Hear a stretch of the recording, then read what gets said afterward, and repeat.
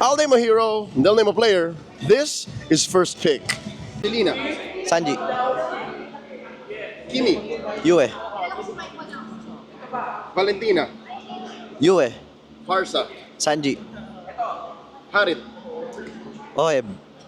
Moscow, Moscow. Super Marco. Claude, Teddy.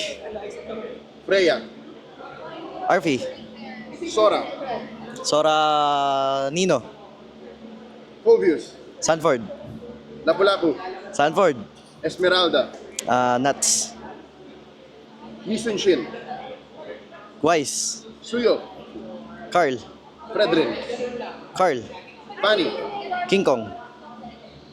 Baksha, Kyrie. Hilda, JP. Kalia, Kalia. Kiboy. Hylos, JP. Cho, Yawi. Marcel, Marcel Exoba. Glue, Mueza.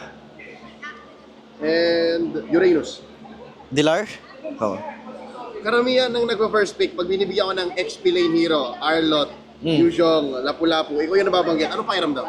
Sobrang saya, syempre na nare-recognize ako ng mga ibang pro player and isa rin sa motivation ko para magpatuloy na mas galingan pa para ayun, mapili din sa first pick syempre.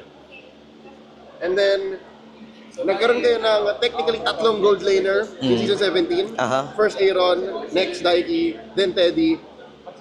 Can you share a little bit about that process? Kasi parang ang gulo di ba? Prior to season Yeah. 17. Yung before S17 talagang sobrang problematic ng team at Kadalay. Talagang maraming issues, nakikita nyo naman. Pero nakita ko din sa mga kampi ko na sobrang motivated sila manalo ulit kasama yung tatlong gold laner. And yun nga magandang problema rin to sa amin na tatlong malalakas sa gold laner yung nakuha namin.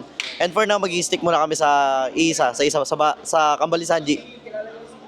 Ikaw personally, ano yung motivation ni Sanford sa season 17? Motivation ko ngayon season 17 para sa coaches ko and sa mga bagong players kasi knowing Coach Nap before di siya nakakatagos sa playoffs and ngayon kay Coach Ayon din sobrang deserve nila ng credits kaya gusto ko ipanalo sa season na to para sa kanila and especially kay Teddy. Message for members of the Cavalry and MPLPH fans. Sa Cavalry, patuloy nyo kami supportahan and gagalingan namin yung mga laro namin every game and ayun, spread love. Love you all guys.